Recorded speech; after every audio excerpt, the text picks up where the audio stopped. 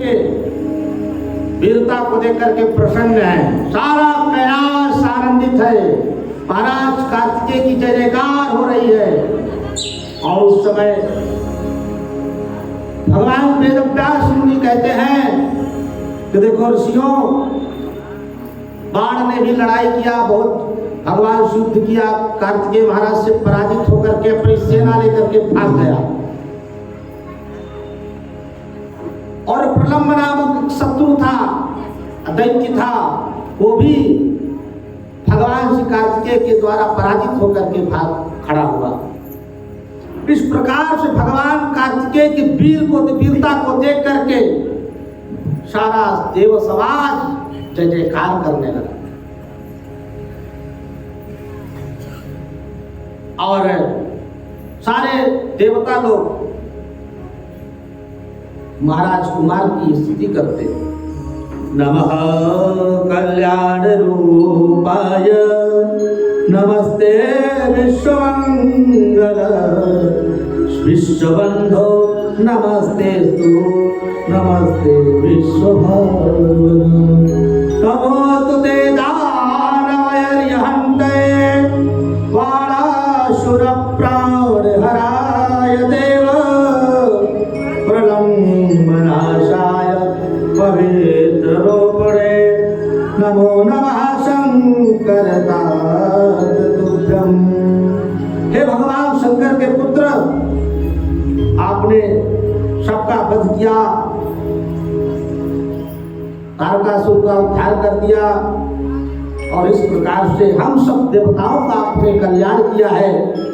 आप विश्वमंगल हैं, सबके बंधु हैं, सबके मित्र हैं। और इस प्रकार से सारे देवता भगवान की स्तुति करते हुए सबको महाराज कार्तिकेय महाराज की जय जयकार की। और इस प्रकार से सारे देवता के साथ लेकर के कैलाश पर्वत पर कार्तिकेय महाराज का आगमन हुआ। मैया पूछती है कि प्रभु ये कौन है, ये बालक कौन है? सारे देवता कहने लगे भैया आपके ही तो पुत्र हैं, ये भगवान के इस तेज से उत्पन्न हुए हैं। और भगवान कार्तिकेय भी नहीं समझ पा रहे कि मेरी माँ है कि जगदम्बा है, कौन है। इस प्रकार से सारे देवताओं ने परिचय कराया। माता कहती है भगवान शिव ने अपने पुत्र को गले से लगाया है। और इस प्रकार से कार्तिकेय महाराज जी का कैलाश पर दिव्य स्वागत हुआ है। और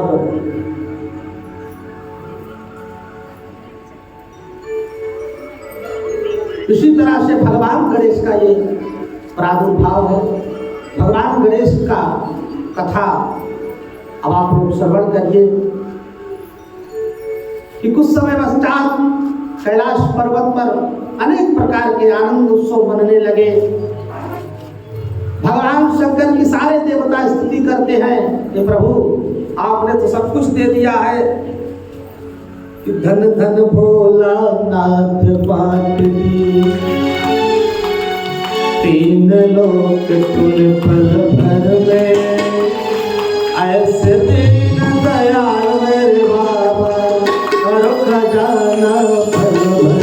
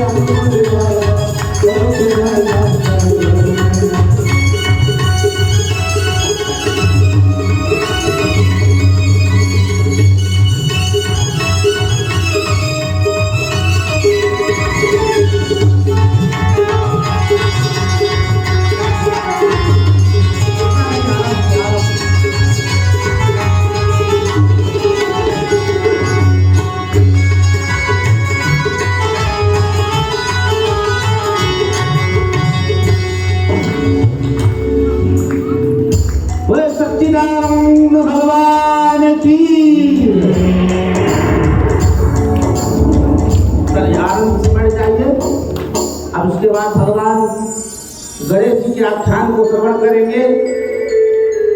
श्री सूत जी महाराज निवेदन करते हैं कि तारक के शत्रु भगवान कार्तिकेय को, भगवान कार्तिकेय का चरित्र सब लोगों ने सुना कि नारद जी महाराज पिताजी ब्रह्मा जी से कहते हैं कि हे प्रभु, अब मैं गणेश जी का चरित्र सुनना चाहता हूँ।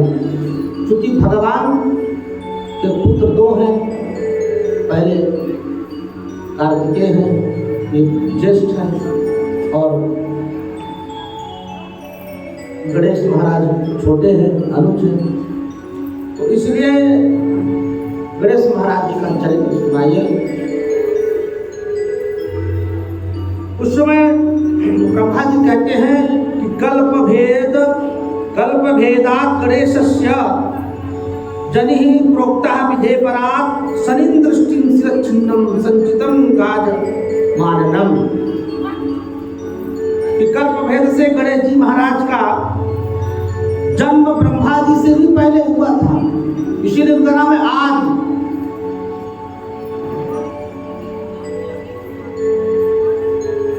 है ना, इसीलिए इनका नाम अथर्व है। क्या है? अथर्व। ये ब्रह्मा जी से भी प्रथम। भगवान महेश जी ने, भगवान सदाशिव ने विवाह के समय गणेश जी महाराज की पूजा करी है। वो गणेश जो है वो अथर्व है, जो ब्रह्मा जी से भी आदि कल्प भेद में और एक समय शनि महाराज की उनकी वक्र दृष्टि पड़ गई थी, जिसके कारण कोप से भगवान के सिर कट गया था। और श्वेत कल्प में किस प्रकार गणेश जी का जन्म हुआ, यानी कि ये इस कल्प में भगवान गणेश जी का जो प्रागत चरित्र है वो ब्रह्मा जी निवेदन कर रहे हैं।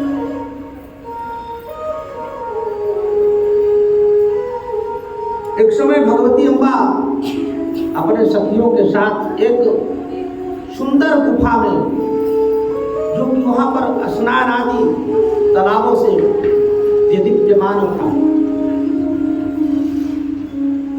उस गुफा के अंदर अनेक प्रकार के झरने, तालाब, सरोवर, सुंदर सुंदर, उस सरोवर में सुंदर सुंदर कमल, पराग सुगंध से परिपूर्ण उस सरोवर में भगवती अम्मा ने स्नान करने के निमित्त से सारे अपने सखियों को लेकर के उस सरोवर में स्नान करने के लिए गई।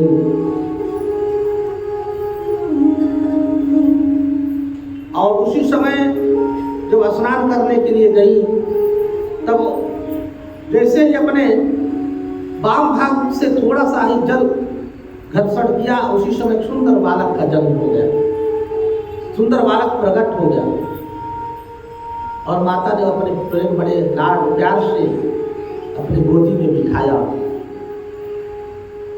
और वो बालक भी बड़ा अद्भुत था। और उस समय भगवती अम्बा उस सरोवर में कई महीनों तक वहां पर उस वन में विहार करती रही। धीरे धीरे बालक प्रतिभावान अपने प्रतिभा से, शक्ति संपन्नता से कुछ ही दिनों में बड़ा हुआ। एक समय भगवान महेश अब समस्त गणों के साथ किसी युद्ध से निर्मित होकर के पुनः आ रहे थे। और उस समय गणों के द्वारा सूचना प्राप्त हुई कि इस सरोवर में मां निवास कर रही हैं, इस वन में माता विहार कर रही हैं। भगवान पहुंचे और नित्य की भांति उस सरोवर में मां गई थी स्नान करने के लिए। और वहां पर गणेश जी महाराज का नाम बोल करके कि विनायक तू यहीं पर ठहर जा और यहीं पर रुक करके तू चौकीदारी कर। और उस समय भगवान शिव को आया देख करके भगवान गणेश पूछने लगे, कौन हो? तुम्हारा यहाँ प्रवेश वर्जित है, तुम यहाँ प्रवेश नहीं पा सकते। भगवान शिव ने कहा, तुम कैसे रोक सकते हो? मैं पार्वती से तुरंत मिलना चाहता हूं, इसलिए तुम मुझे रोको मत। लेकिन बालक बड़ा ही प्रतिभावान था। मेरी माँ की आज्ञा है, मैं अपनी माँ की आज्ञा का उल्लंघन नहीं कर सकता। अगर तुम्हें शीघ्रता है तो तुम मेरे साथ युद्ध करो। और युद्ध के लिए गणेश महाराज ने चुनौती दे दिया भगवान शिव को। कई दिनों तक युद्ध होता रहा।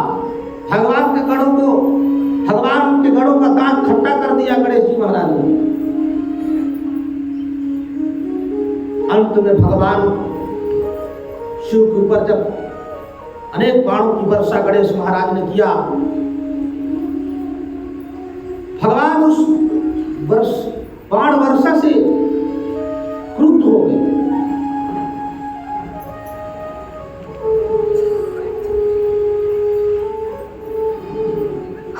और इस प्रकार से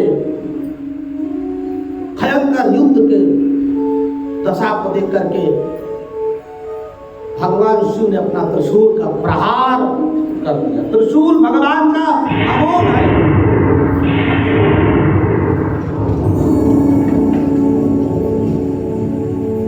और जैसे ही त्रिशूल का भगवान अमोघ अस्त्र का प्रहार किया और गणेश महाराज का जो है गला उतर गया, यानी सिर कट करके जमीन में गिर पड़ा। हे माता शब्द कहकर के गणेश महाराज धराशायी हो गए। और उसी समय भगवती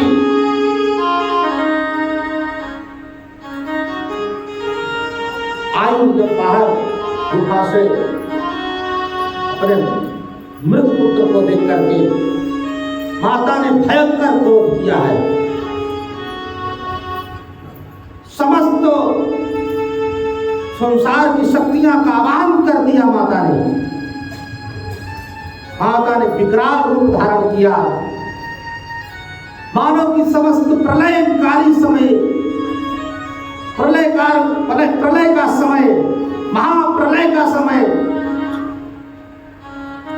इस समय उत्पन्न हो गया। सारे देवता त्राहि त्राहि करने लगे, सारे ऋषि मुनि सब भगवान शिव के आगे नतमस्तक हो गए और माता अम्बा की स्तुति करने लगे। हे देवी क्षमा कर दो, आप शांत हो जाइए मां, अन्यथा अगर आपने क्रोध किया तो इस तीनों लोक राख हो जाएगा।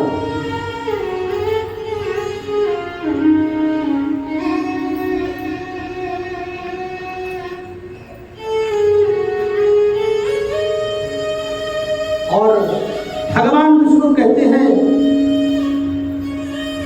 हे अम्बा,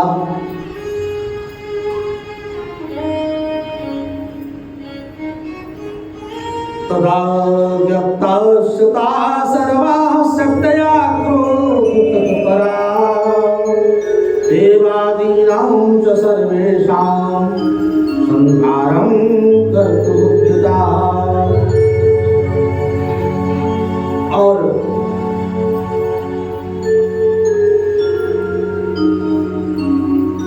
योगिनी, डाकनी, पिशाचिनी, जो भी देवियां सब क्रूर और मां के साथ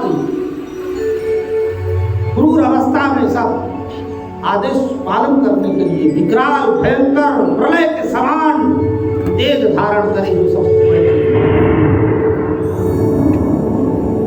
भगवान शिव ने निवेदन किया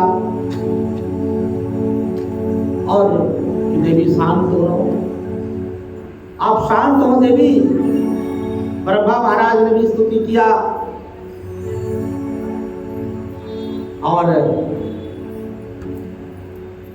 भगवान शिव ने कहा कि हे देवी तुम शांत हो जाओ।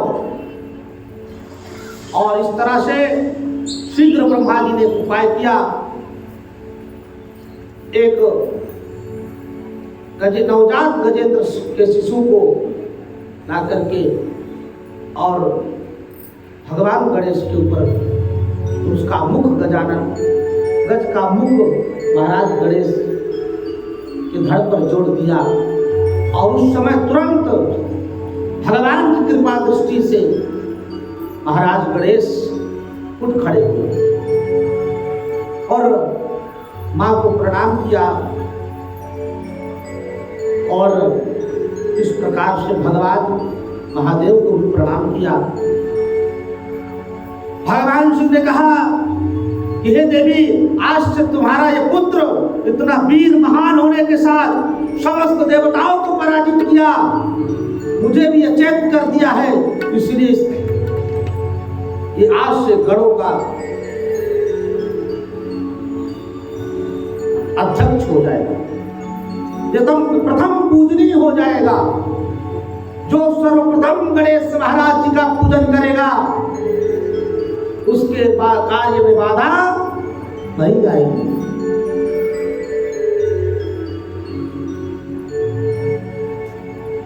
बिना गणेश पूजन किए हुए कार्य में बाधा शुरू हो जाती है। समुद्र मंथन हुआ, इसके पश्चात कोई ने गणेश भगवान की आहुति नहीं, स्तुति नहीं करी। मंथन सीधा नीचे समुद्र में जाकर डूब गया। जो पर्वत था जिससे बचने वाला था वो डूब गया।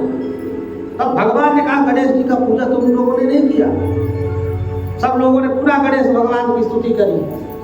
संकष्टी चतुर्थी का बड़ा ही महात्म भगवान ने कहा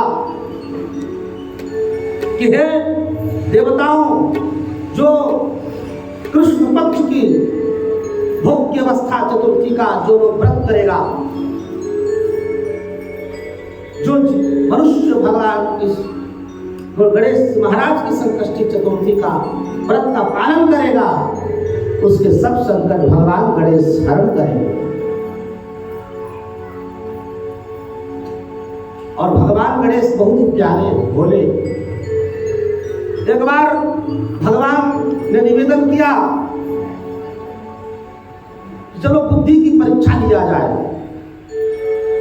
उस समय भगवान ने कहा, अपने दोनों पुत्रों से कहा कि बेटा पुत्र कार्तिकेय और तुम मां गणेश, तो चल करके तुम लोग पृथ्वी की 7 प्रदक्षिणा लगाओ। जो जल्दी प्रदक्षिणा लगा करके आएगा उसे मैं वीर और बुद्धिमान कहूंगा। तो महाराज कार्तिकेय, इनका वाहन कौन जी? जोर से बोलिए। मोर। मोर। मोर आहार क्या करता है जी? सांप। मोर का आहार सांप है। अच्छा, पहले भगवान के परिवार में जो समता है ना, ये इसकी विशेषता आप लोग सुनिए। भगवान सदाशिव के परिवार में जो समता है वो अन्यत्र कहीं दिखने को नहीं मिलेगी। सब में विडंबना हो गई, सब परिवार में, परंतु भगवान शिव के परिवार में कभी विडंबना नहीं। भगवान का वाहन है नादिया, नंदी बाबा, और माता का वाहन कौन है? सिंह। अगर शेर नादिया को देख ले छोड़ेगा क्या? लेकिन जय माता दी, जय माता दी। नादिया बाबा भी ओम नमः शिवाय, ओम नमः शिवाय। कोई शत्रुता नहीं, कोई विषमता नहीं। अब गणेश महाराज का वाहन क्या है? मूस, माने चूहा। उसको मूस भी कहते हैं, चूहा भी कहते हैं। देहाती भाषा में मूस कहते हैं और यहाँ घूस कहते हैं।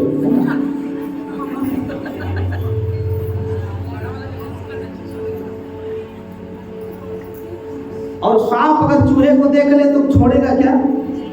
ब्रेकफास्ट एक पल में कर लेगा। लेकिन चूहा भी खड़ा है और सांप भी बाबा के गले में घूम रहा है। उधर मोर भी बैठा हुआ है, लेकिन कोई भी समझता नहीं। हर हर महादेव के नारे लगते रहे। इसीलिए यही सब देख करके बड़े बड़े दैत्यों को, राजाओं को, देवताओं को भय जलन हो जाती है, ईर्ष्या हो जाती है कि इनके जो है बढ़िया खेलते खाते मुस्कुराते प्रसन्न चित्त परिवार में कैसा कुछ लगाया जाए, है कुछ षड्यंत्र किया जाए जहां पर महाभारत होने लगे, जहां पर कटुता हो जाए। परंतु भगवान भोलेनाथ अद्भुत, इनकी महिमा अद्भुत। कार्तिकेय महाराज ने मोर पे अपना सवारी साधा और कहा चलो हम 7 बार प्रदक्षिणा लगाएं। और उसी समय जो है मोर ने बड़ी विशाल तीव्र गति से हवा भरी और महाराज कार्तिकेय पृथ्वी की प्रदक्षिणा करने लगे। और बाद में जब गणेश महाराज सोचे, मन से सोचने लगे कि आखिर मेरा चूहा तो भागने में असमर्थ होगा, मैं कैसे अपने ज्येष्ठ से मैं कैसे विजय पाऊंगा, ये तो असंभव है। तो उन्होंने कहा, विचार किया, मन से विचार किया, हे प्रभु, हमारे से सर्वात्मा, हमारे तो परम पिता महेश ही हमारे पिता हैं और हमारी जगदम्बा ही इस सबकी जननी है, हमारी भी जननी है, संपूर्ण तीनों लोक की जननी है। तो हम क्यों ना माता पिता की ही प्रदक्षिणा कर ले 7 बार। माता पिता की प्रदक्षिणा करने से पृथ्वी की प्रदक्षिणा पूरी मान ली जाती है। जब गणेश जी महाराज ने किया तब, और वही समय उसी समय गणेश महाराज ने अपने माता पिता को प्रणाम किया, पूजन किया, और पूजन करके उसी समय उन्होंने 7 प्रदक्षिणा लगा ली बड़े भक्ति से। मन को दीपक बना के बाती, मन को दीपक बना के बाती, जला दी हसी नाम का। भोले बाबा मेरे, मैं बेटा हूँ महाकाल का। भोले बाबा मेरे, बेटा हूँ महाकाल का।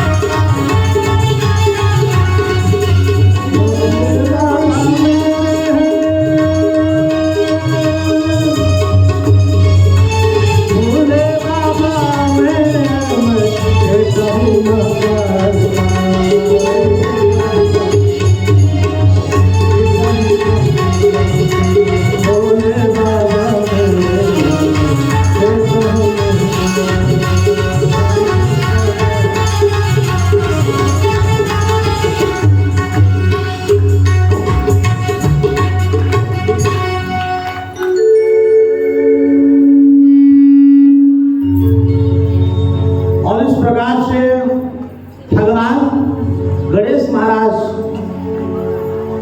का विवाह प्रजापति विश्वरूप की 2 कन्या थी। उन एक का नाम सिद्धि और एक का नाम बुद्धि था। और उस समय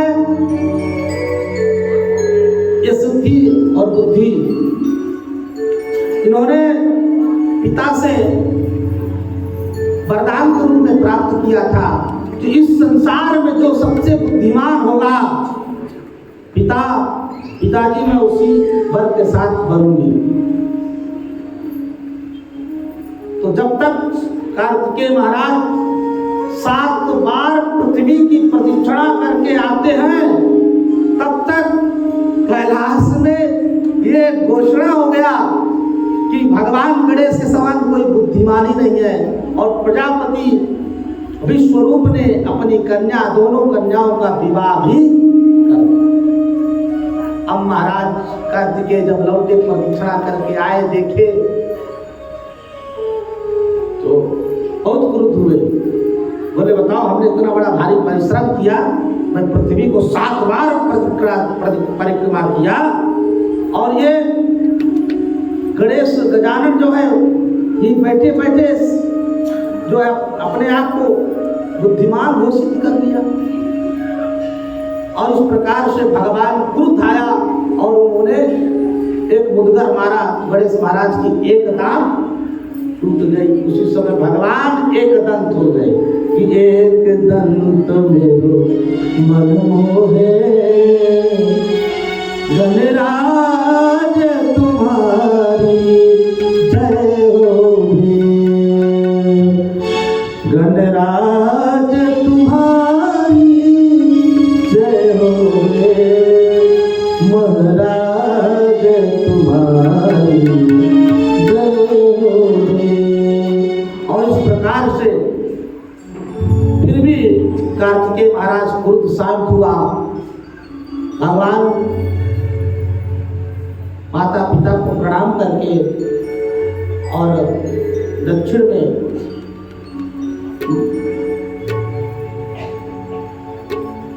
वो जो है सुमेरु पर्वत पर वहां पर तपस्या करने लगे। और इस प्रकार से भगवान गणेश का ये चरित्र और बड़ा ही मनोरथ पूर्ण करने वाला है, समस्त पापों को मिटाने वाला है। अब कथा की गरिमा जो है बहुत ही, ये सुन इतना विशाल ग्रंथ है, इसको पूर्ण तरीके से ठीक से कहने के लिए बहुत ही समय और व्यवस्था की आवश्यकता होती है। तो इसलिए महत्वपूर्ण प्रसंग जो है वही आपके सम्मुख निवेदन किया जाता है। तो आइए आप सब माताओं को निवेदन करना चाहता हूँ कि जो लोगों ने अभिषेक नहीं किया है पार्थिव सूर्य का, वो सब आकर के यहाँ पर प्रातः